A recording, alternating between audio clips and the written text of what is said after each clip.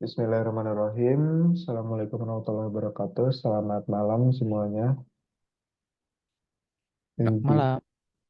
eh, kebetulan hari ini kita cuma dengan Kak Aristo aja ya, soalnya yang paling rajin ya. Kak- Waduh. Untuk angkatan ini Kak Aristo tuh hampir jarang absen gitu. Nah, Oke, kita mulai untuk kelas praktikum sekarang. Oh, struktur data reguler sore. Sekarang tuh di pertemuan ke-7 berarti. Woi, Kak Aristo on cam. Oh, senyumannya sangat menggoda. Enggak ya? Oke, sebenarnya sih aku bridging dulu untuk yang minggu kemarin tuh kan kita sempat belajar tentang struktur data ADTQ ya, atau ADT antrian. Nah itu tuh kalau teman-teman udah waktu kemarin nggak sengaja ke scroll gitu ke bawahnya di modul tuh itu tuh sekarang tuh kita ada mata kuliah materi ADTQ tapi yang sirkularnya. Sebenarnya apa bedanya? Sebenarnya sih konsepnya tuh nggak jauh beda sirkular sama non sirkular. Cuman bedanya nanti ya tail sama head bakal ada di tempat yang sama dua kali. Iya, dua kali di saat kosong dan di saat penuh berarti kan.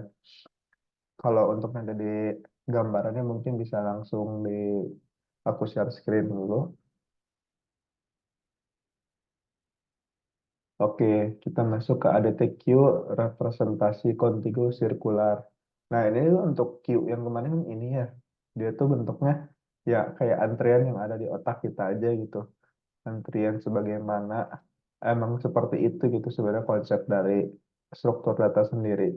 Cuman untuk sirkular ini sebenarnya tuh sama dengan Q dengan cara biasa non sirkular. Perbedaannya terletak pada proses penyisipan atau penambahan dan penghapusan pada elemennya untuk mempermudah penggambaran lanjut linear digambarkan dalam bentuk melingkar.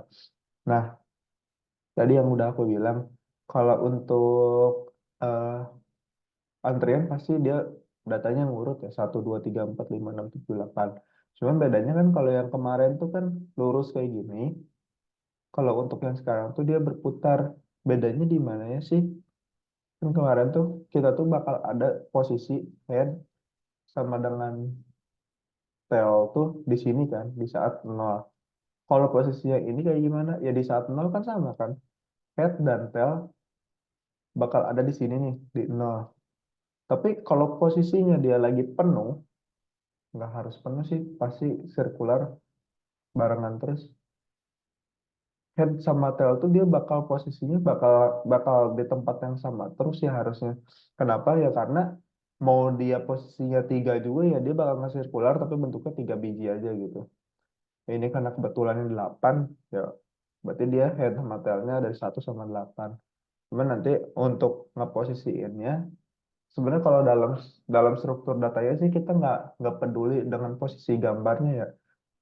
Kalau mentahan dari kita mikirin strukturnya gimana, sebenarnya kita pikirin aja udah kayak kemarin aja gitu. Dan aku pun nggak menyalahkan kalian kalau memang misalnya lebih enakan pakai kayak gini gitu. Karena untuk seluruh tipe struktur data sebenarnya sama aja, cuma nanti dilihat lagi kebutuhan dari si aplikasi atau kebutuhan dari perangkat lunaknya apa gitu.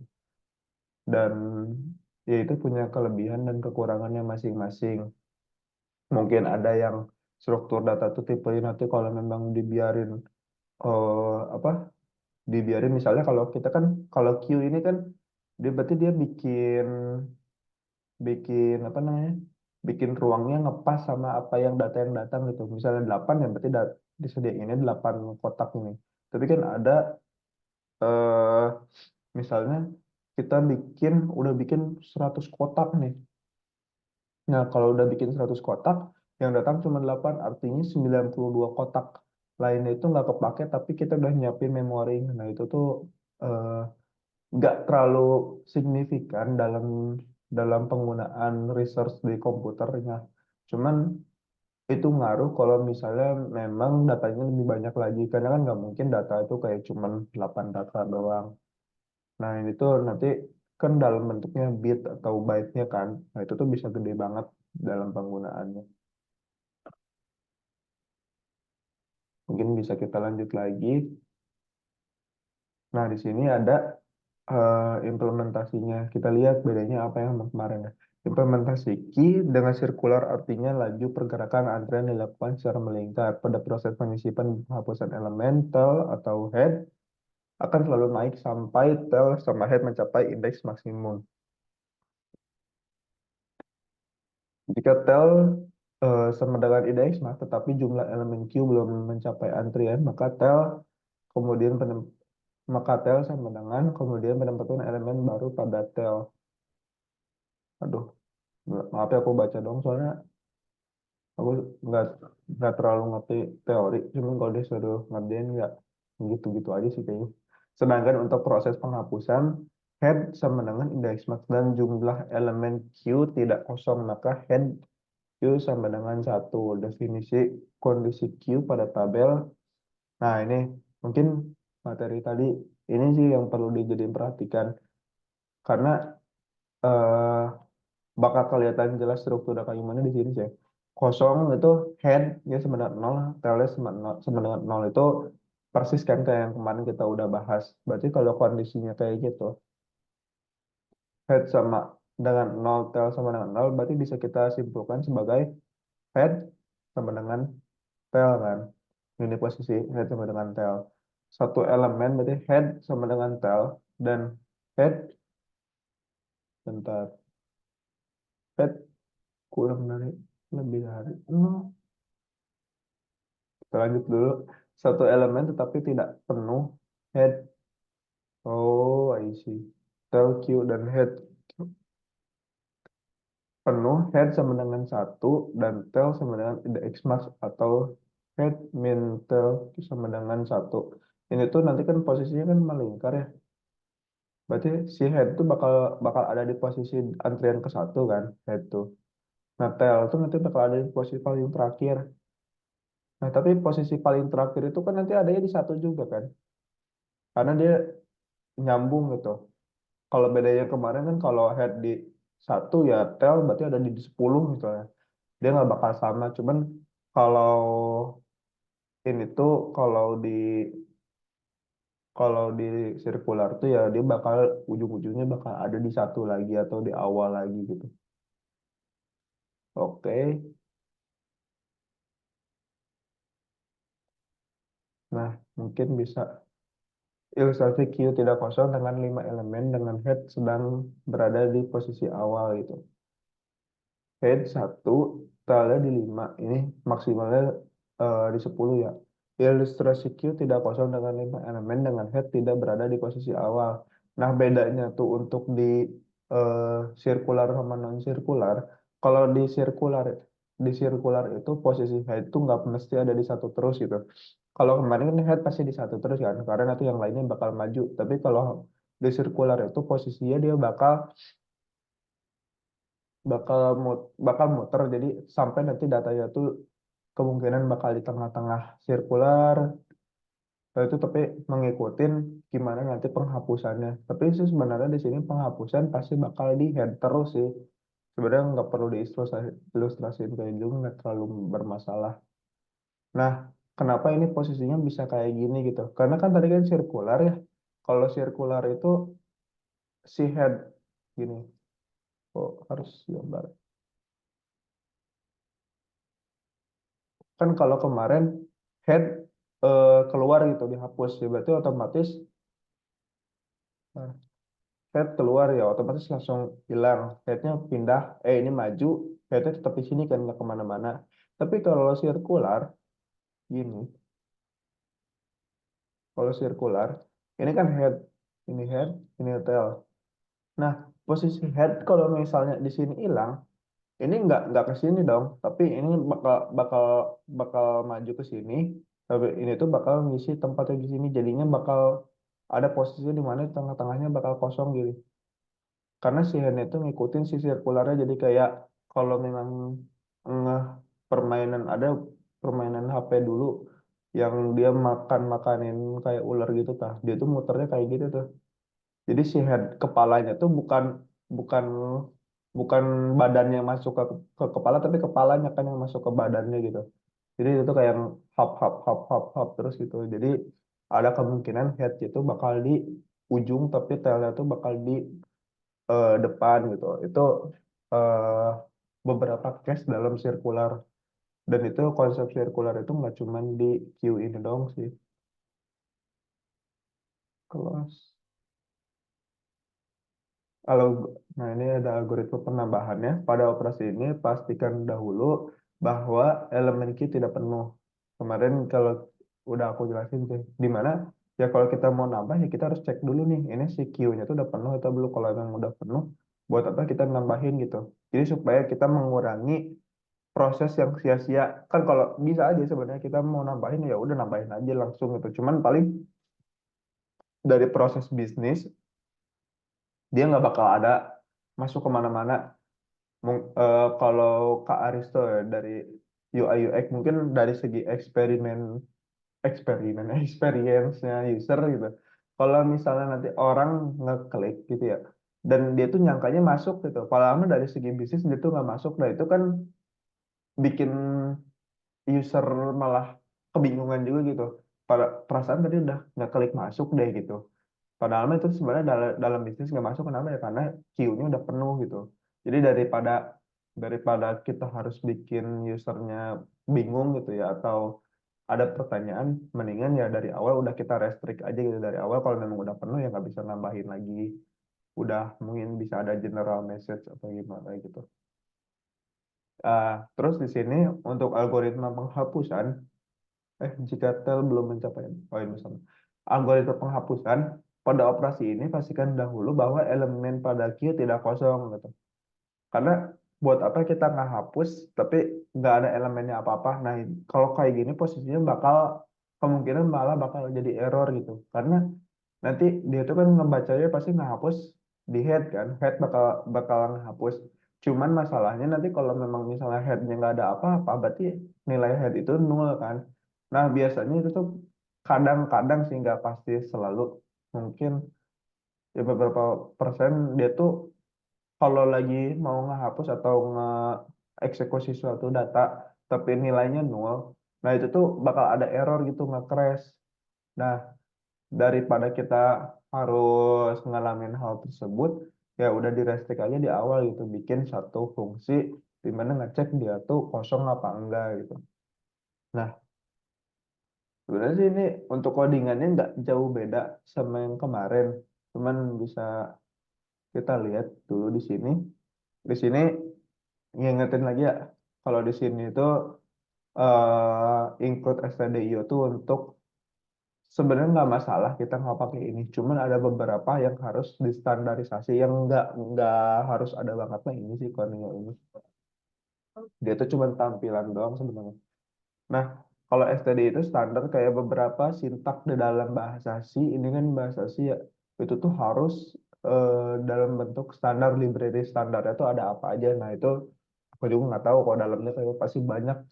Kalau teman-teman nanti di semester depan ada belajar namanya enkapsulasi. Nah, maksudnya enkapsulasi itu seperti kayak kita minum obat gitu. Kita nggak tahu dalamnya apa, yang penting kita pakai aja gitu. Nah, itu konsep dasarnya. Nah, sebenarnya tuh kita kayak pakai integer, pakai apa namanya, char gitu-gitu. Nah, itu tuh kalau dibuka dalam integer, dalam char itu tuh sebenarnya script yang panjang gitu. Cuman ya kita nggak tahu kan dalamnya kayak gimana. Dan kita juga nggak perlu tahu untuk itu kecuali kalau memang nanti teman-teman mau expert di bagian itu, di bagian ya bikin aja tipe-tipe data baru. Nanti misalnya yang nggak tahu si tipe data baru nanti bakal kayak gimana. Nah di sini kita define nilai sebenarnya nol, berarti nanti kalau kita mau masukin nilai nol, kita pakai variabel nil, terus max-nya itu 10. Oke, kita langsung masuk ke mana ini? Ini masih ini. Oh ini mah ini semua keterangan semua nih, ngasih tahu lah. Nah, di sini kita bikin tipe data bentukan. Tipe data bentukannya namanya Q. Nah, di sini tuh pakai info type. Nah, info type yang kemarin tuh aku bilang dia yang bakal jadi nyimpennya sebenarnya sih head sama tail ini tuh nggak nyimpen data. Head sama tail tuh cuma nyimpen indeks doang gitu, cuma nyimpen dia tuh posisinya di mana. Nah, kalau info type itu dia yang nyimpen datanya datanya berapa gitu. Oleh karena itu, tapi nggak bisa dipisahin antara info type sama head sama tail ini. Kenapa? Karena nanti untuk nge apa ya jadiin keluaran itu si info type tuh. Info type bakal bakal ngecek dulu dia tuh ada di indeks keberapa. Nah, indeksnya itu kita lihatnya dari head sama tail. Karena kalau dalam eh, dalam antrian ini kita nggak tahu indeks kita tuh berapa. Cuman yang kita tahu tuh indeks kita tuh ada di tail sama di head gitu.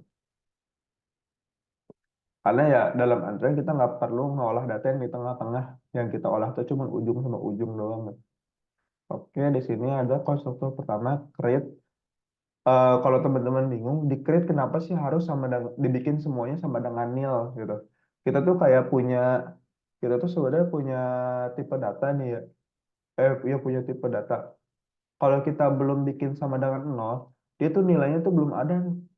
Dia tuh kalau kita belum belum definisikan si head tuh berapa gitu, dia tuh nilainya sama kayak masih di anta baranta gitu. Kita tuh nggak tahu dia datanya berapa, dan kalau kita langsung panggil kemungkinan dia juga bakal keras karena kita nggak pernah ngedeklarasiin kalau head itu ada gitu.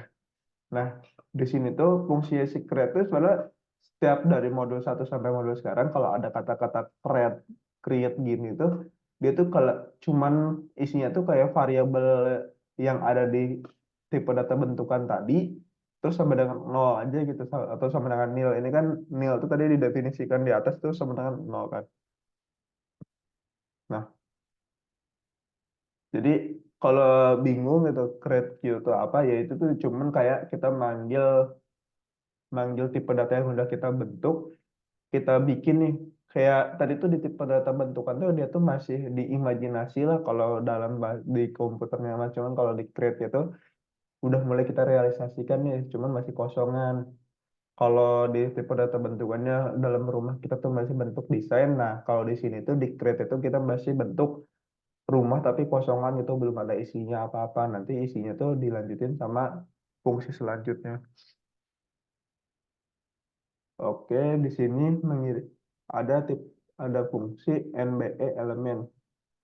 Kenapa sih penulisan variabel gini banget? Mengirimkan banyaknya elemen Q, mengirimkan nol jika Q kosong. Oh, ini dia ngecek kosong atau enggak? Oh, enggak deh kayaknya. NBE singkatan apa sih? Bikin ini gini. Destruktor. Ini untuk melakukan ini nih yang ngecek kosong atau full ini apa ya? Enggak ada keterangan. Nah, is Q KMT. Nah, nanti teman-teman kalau memang misalnya bikin nama variabel atau nama fungsi apapun itu, sebisa mungkin namanya itu yang dipahamin juga sama orang lainnya. Karena takutnya kan kita misalnya amit-amit besok kita bukan mati keluar dari project itu gitu, atau keluar dari yang kita kerjain itu dan tiba-tiba di tengah-tengah diganti sama orang lain. Nah, orang lain tuh harus tahu kan, harus ngerti buat ngelanjutinnya sebelum itu apa gitu. Nah, kita tuh kayak aku ini nggak tahu masih belum tahu NBE itu singkatan apa. Cuman kalau kayak ini is Q empty, oh ya udah berarti apakah Q itu empty? Oh, baru kebayang tanpa harus ngeliat ini juga gitu. Mengiriman true jika Q kosong. Nah, is Q full berarti apakah Q itu full gitu. Baru nanti kebayang. Ini NBE elemen aku masih belum kebayang apa NBE singkatannya. Add Q, terus di sini ada del Q. Nah, oke. Udah tugas praktikumnya latihan satu. Buat body file dari prototype sama persis kayak gini. Ini tuh sebenarnya udah jadi codingan tuh. Cuman teman-teman tuh cuman tinggal isiin daleman itu mau kayak gimana gitu. Oh, ini ada latihannya. Ini yang ini tugasnya sama persis kayak yang biasanya. Cuma di sini ada latihannya apa? Buatlah fungsi sebagai berikut ke dalam program untuk utama Anda. Kalau kita input 10, 15, 13 sama 0, outputnya 2 sama 4. Ukuran Q sama dengan 10. Apa ini waktu lama mengantri? Nah, buatlah fungsi sebagai berikut ke dalam program Anda. Hmm,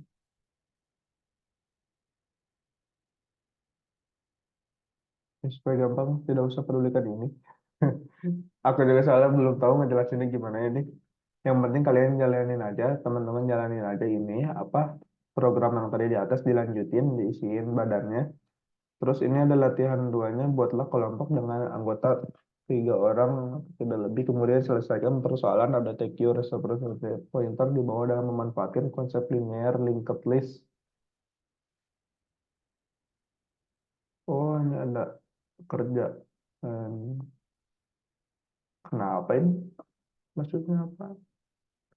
Kok representasi pointer?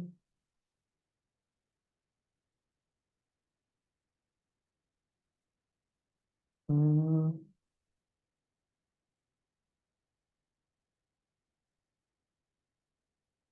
oh gini aja deh. Ini mah kayaknya tugas tambahan. Tadi kan representasi kita sirkular ya.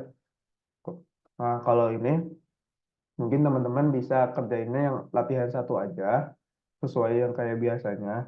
Tapi kalau ada yang mau ngerjain latihan dua, mungkin aku tambahin nilainya aja. Cuman kalau memang nggak, aku aku tuh takutnya teman-teman tuh sibuk dan kalau terlalu banyak tugas malah jadi malas kuliah gitu ya. Sebenarnya sih tahu beberapa tugas dari teman-teman tuh ada yang saya rasa tuh sama gitu jawabannya gitu. Cuman kalau memang aku terlalu strict gitu, buat apa yang penting kan teman-teman seenggaknya pas lagi minta ke teman tuh baca kan itu kan. Nah pas baca tuh semoga aja ada yang nyangkut gitu lah menurut maksud aku tuh. Jadi nggak terlalu kosong banget nggak ngerjainnya. Jadi mendingan ngerjain tapi semaksimal mungkin aja gitu. Kalau memang harus dengan melihat yang teman dulu ya nggak apa-apa, ada bagusnya berarti nanti ada pahala ke temannya. Cuman jangan sampai teman-teman ngekopas banget, takutnya nanti malah jadi dosa juga ke temannya. Gitulah. Sampai sini Kak Aris tuh ada yang mau ditanyain. Cukup, cukup aman.